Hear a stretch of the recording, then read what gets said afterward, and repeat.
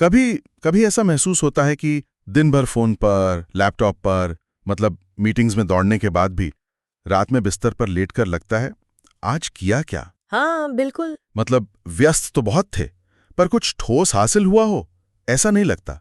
एक एक अजीब सा खालीपन है और दिमाग है कि बस अगला डिस्ट्रैक्शन ढूंढ रहा है। कोई नई रील, कोई मजेदार वीडियो, कुछ भी, बस ये खामोशी भर जाए। आज हम इसी बेचैनी की जड़ तक जाने की कोशिश करेंगे और इसके लिए हमारे पास थिबो म्यूरिस की किताब डोपामिन डिटॉक्स पर आधारित एक बहुत ही कमाल का सारांश है। और मुझे लगता है ये टॉपिक आज के समय में बहुत जरूरी है। बिल्कुल। तो हमारा मिशन साफ है, ये समझना कि हमारा दिमाग इस जाल में फंसता कैसे है और सबसे जरूरी, वो असली सुकून और फोकस वापस कैसे लाया जाए जो कहीं कहीं खो गया है। चलिए इस पर गहराई से बात करते हैं। चलिए। तो शुरुआत यहीं से करते हैं। ये जो व्यस्त होते हुए भी खाली महसूस करने वाली बात है, ये बहुत असली है। ऐसा लगता है जैसे हम गहराई से कुछ महसूस करने की क्षमता ही खोते जा रहे हैं। सही बात है। हर छोटी छोटी चीज, हर नोटिफिकेशन ने हमें जैसे सुन्न कर दिया है। और इसके पीछे का विज्ञान बड़ा सीधा और सच कहूं तो थोड़ा डरावना भी है। सारांश में इसे बहुत अच्छे से समझाया गया है। हम अक्सर सोचते हैं कि डोपामिन खुशी का हार्मोन है, पर हाँ, प्लेजर हार्मोन। वही, पर असल में ये चाहत का हार्मोन है। यह हमें कुछ करने के लिए उकसाता है। और आज की दुनिया में हमारा दिमाग एक तरह से हाईजैक हो चुका है। हाईजैक कैसे? देखिए, जब आप बोर होते हुए फोन उठाते हैं तो आपको लगता है कि ये आपका फैसला है, पर असल में ये फैसला आपका नहीं, आपके वो डोपामाइन आदी हो चुके दिमाग का है। वो बस अपनी अगली डोज मांग रहा है। हाँ, किताब में दिमाग की तुलना एक ऐसे बच्चे से की गई है जिसे कैंडी की लत लग गई है। उसे एक कैंडी दो तो वो 2 और मांगेगा। बिल्कुल। और हर रील, हर लाइक, हर नोटिफिकेशन बिल्कुल उसी कैंडी की तरह है। छोटा सा मजा। हाँ, जो तुरंत मिलता है। और फिर दिमाग और ज्यादा के लिए चिल्लाने लगता है। बिल्कुल। और यहीं पर असली समस्या शुरू होती है। दिक्कत डोपामाइन में नहीं है, दिक्कत इसके बेहिसाब इस्तेमाल में है। इसे ऐसे समझिए, अगर आप हर रोज सिर्फ चीनी और मिठाई खाते रहें तो कुछ समय बाद आपको फलों की मिठास फीकी लगने लगेगी, है ना? हाँ बिल्कुल। दिमाग के साथ भी यही हो रहा है। जब उसे लगातार सोशल मीडिया और जंक फूड से डोपामाइन के तेज शॉट्स मिलते रहते हैं तो उसके रिसेप्टर्स सुन्न हो जाते हैं। फिर किताब पढ़ने या किसी से गहरी बात करने जैसी चीजों से मिलने वाली हल्की और असली खुशी उसे महसूस ही नहीं होती। तो दिमाग अब मेहनत करने के बजाय आसान शॉर्टकट ढूंढने लगता है। एग्जैक्टली। ये फलों वाला उदाहरण कमाल का है और ये सीधे उस बात से जुड़ता है जो मुझे सारांश में सबसे ज्यादा असरदार लगी, कि हमारा फोकस बर्बाद नहीं हुआ है, उसे खरीद लिया गया है। वाह, ये बहुत गहरी बात है। हर बार जब हम फोन उठाते हैं तो हम एक सौदा कर रहे होते हैं। और ये कोई मेटाफर नहीं है, ये सचमुच एक सौदा है। हर ऐप का बिजनेस मॉडल इसी पर टिका है कि वो आपकी अटेंशन को कितनी देर तक रोक सकते हैं और विज्ञापनदाताओं को बेच सकते हैं। मतलब हम प्रोडक्ट नहीं है। नहीं, आपकी अटेंशन प्रोडक्ट है। हर बार जब कोई बस एक रील देखने के लिए रुकता है तो वो अनजाने में अपनी सबसे कीमती चीज, अपना समय और मानसिक ऊर्जा मुफ्त में दे रहा है। हम सब उस इंसान की कहानी से जुड़ सकते हैं, है ना, जो हर दिन नई लक्ष्य बनाता है, टू डू लिस्ट बनाता है, और शाम तक कुछ नहीं होता। कुछ नहीं होता। लक्ष्य था किताब के 2 चैप्टर पढ़ना, लेकिन दिमाग ने कहा, अरे पहले थोड़ा स्क्रॉल कर लो, 5 मिनट में क्या होता है। और वो 5 मिनट कब 2 घंटे में बदल गए, पता ही नहीं चला। और ऐसा इसलिए होता है क्योंकि तुरंत मिलने वाली खुशी लंबे समय की संतुष्टि की सबसे बड़ी दुश्मन है। देखिए, हमारा दिमाग लाखों सालों के विकास में तुरंत मिलने वाले इनामों को प्राथमिकता देने के लिए बना है। पहले ये जिंदा रहने के लिए जरूरी था कि अभी खाना दिख रहा है तो खा लो। हाँ, कल का क्या पता। लेकिन आज की टेक्नोलॉजी ने हमारी इसी प्रवृत्ति का शोषण किया है। वो आपके डोपामाइन स्विच को बार बार लगातार दबा रहे हैं। लेकिन यहाँ एक सवाल उठता है, इस तीव्र इच्छा के सामने, मतलब ये पोमोडोरो तकनीक या 5 सेकंड का नियम जैसी चीजें क्या वाकई काम करती हैं? कई बार तो फोन उठाने की तलब इतनी तेज होती है कि लगता है ये सब नियम कानून धरे के धरे रह जाएंगे। बहुत अच्छा सवाल है। और देखिए, ये तकनीकें कोई जादू की छड़ी नहीं है, बल्कि ये एक तरह से ट्रेनिंग व्हील्स की तरह है। 5 सेकंड का नियम आपको बस इतना मौका देता है कि आप अपनी आदत और अपने फैसले के बीच एक छोटा सा गैप बना सके। बस एक छोटा सा पॉज। हाँ, बस एक पॉज। उस 5 सेकंड में आप खुद से पूछ सकते हैं, क्या मुझे सच में ये करना है? ज्यादातर बार ये छोटी सी रुकावट ही उस ऑटो पायलट मोड को तोड़ने के लिए काफी होती है। ये दिमाग को रिवायर करने की पहली सीढ़ी है। ये 5 सेकंड का नियम दिलचस्प है, पर मुझे लगता है कि हम ये सब इसलिए करते हैं क्योंकि हम खाली बैठने से या यूं कहें कि बोर होने से डरते हैं।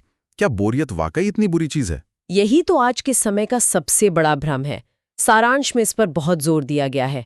बोरियत कोई कमजोरी नहीं है, बल्कि दिमाग के लिए एक जरूरी क्लीन अप प्रोसेस है। Clean up process? हाँ, जब हम बोरियत से भागते हैं तो असल में हम अपने ही विचारों से, अपने अंदर के शोर से भाग रहे होते हैं। उस युवा पेशेवर की कहानी याद है जो वीकेंड पर अकेले होने के ख्याल से ही बेचैन हो जाता था। खामोशी में बैठना उसे एक सजा जैसा लगता था। टॉर्चर। हाँ, टॉर्चर।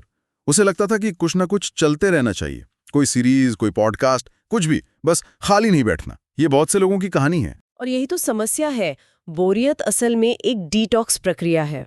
सोचिए, अगर कोई हर समय खाता ही रहेगा तो उसका पेट कभी साफ नहीं होगा। सही बात है। वैसे ही अगर आप हर समय कुछ न कुछ ग्रहण कर रहे हैं, जानकारी, मनोरंजन, विचार, तो आपका दिमाग कभी उसे प्रोसेस नहीं कर पाएगा।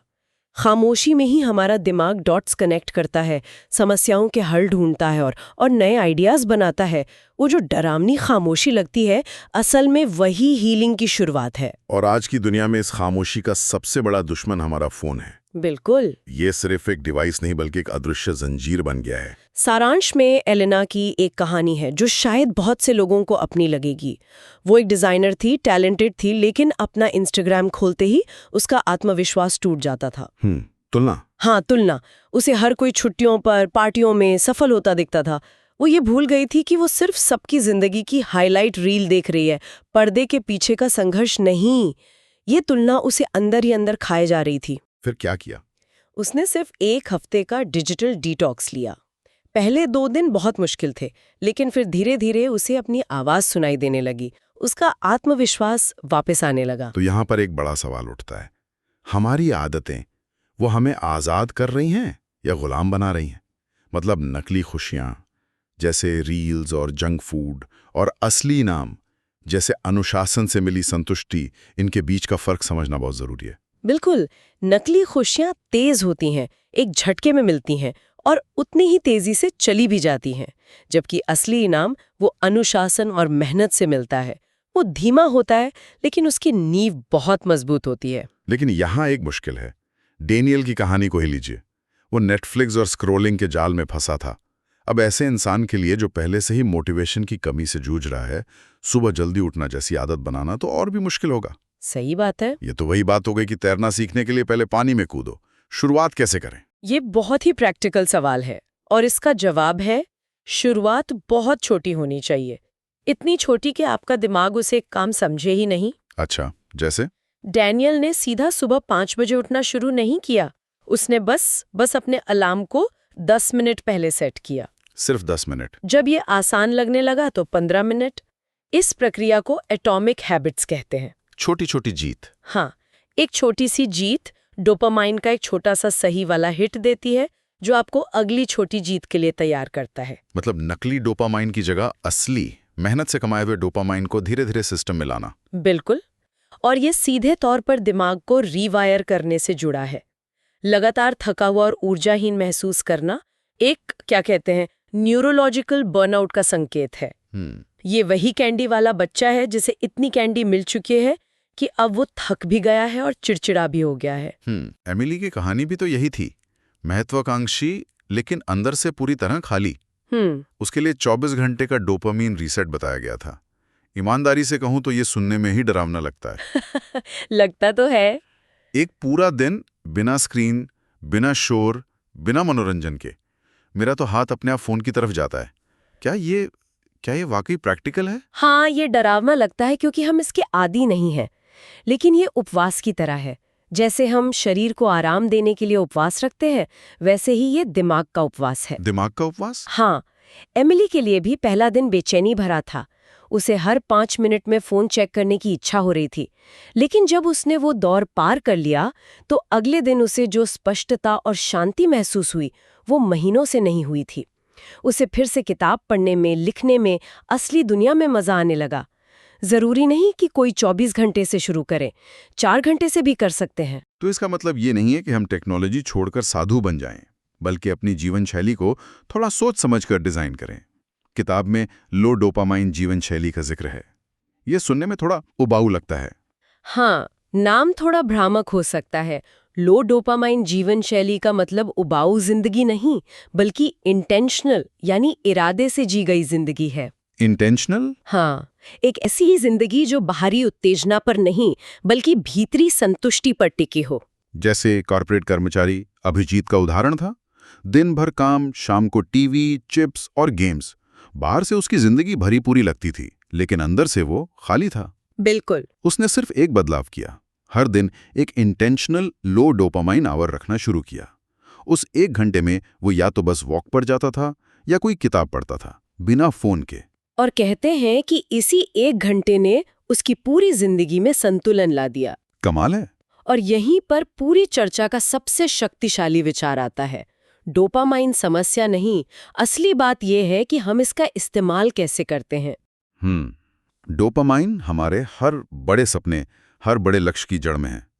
समस्या तब आती है जब हम डोपामाइन का इस्तेमाल आराम या भागने के लिए करते हैं, किसी लक्ष्य को जीतने या कुछ बनाने के लिए नहीं। मतलब डोपामाइन को एक इनाम की तरह इस्तेमाल करना, एंटरटेनमेंट की तरह नहीं। बिल्कुल। युवा उद्यमी क्लारा की कहानी यही सिखाती है। वो हर कुछ महीनों में अपना इंटरेस्ट खो देती थी।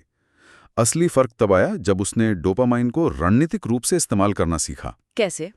उसने अपने बड़े लक्ष्यों को छोटे छोटे पड़ावों में बांटा, और हर पड़ाव पूरा होने पर उसने खुद को एक सार्थक इनाम दिया, जैसे दोस्तों के साथ डिनर या 1 दिन की छुट्टी। उसने स्क्रॉलिंग को इनाम नहीं बनाया, बल्कि असली अनुभवों को बनाया। अच्छा। इससे उसकी प्रेरणा शॉर्ट टर्म से लॉन्ग टर्म बन गई। तो अंत में हम अपने ही डोपामाइन सिस्टम को अपने फायदे के लिए इस्तेमाल कर सकते हैं। हाँ, और इसके लिए सारांश में एक बहुत ही मजेदार नियम बताया गया है। Trigger is equal to task. Trigger is equal to task. हाँ, इसका मतलब है जब भी आपको स्क्रॉल करने या कुछ अनहेल्दी खाने की तीव्र इच्छा हो, जो कि एक ट्रिगर है, तो उसे तुरंत किसी प्रोडक्टिव काम से जोड़ दें। जैसे जब भी रील देखने का मन करेगा, मैं 10 पुशअप्स करूंगा। ये तो मुश्किल होगा। मुश्किल है पर असरदार है। या जब भी फोन उठाने का मन करेगा, मैं 1 गिलास पानी पीऊंगी। इससे आप उसी डोपामाइन की तलब को अपनी तरक्की का जरिया बना लेते हैं। आप अपने दिमाग को हैक करने की बजाय उसे रीप्रोग्राम कर रहे हैं। तो इस पूरी बातचीत का निचोड़ यही है, ये जो खालीपन और भटकाव हम महसूस कर रहे हैं, इसकी वजह बाहरी दुनिया नहीं बल्कि डोपामाइन का गलत इस्तेमाल है। जब हम बोरियत और खामोशी से भागने लगते हैं, तो हम असल में खुद से भाग रहे होते हैं। और अनुशासन, जिसे हम अक्सर एक बोझ समझते हैं, वही असली आजादी है। वही असली आजादी की तरफ पहला कदम है। और जाते जाते श्रोताओं के लिए एक सवाल छोड़ते हैं। सवाल ये नहीं है कि डोपामाइन से कैसे बचें, बल्कि ये है कि हम इस शक्तिशाली ऊर्जा का इस्तेमाल किस महान उद्देश्य के लिए करेंगे। बहुत गहरा सवाल है। जो ऊर्जा आज घंटों की स्क्रॉलिंग में बर्बाद हो रही है, उसी ऊर्जा से एक किताब लिखी जा सकती है, एक नई स्किल सीखी जा सकती है, एक रिश्ता मजबूत किया जा सकता है। असली चुनाव बस इतना है कि हम ऊर्जा के शक्तिशाली प्रवाह को किस दिशा में मोड़ते हैं।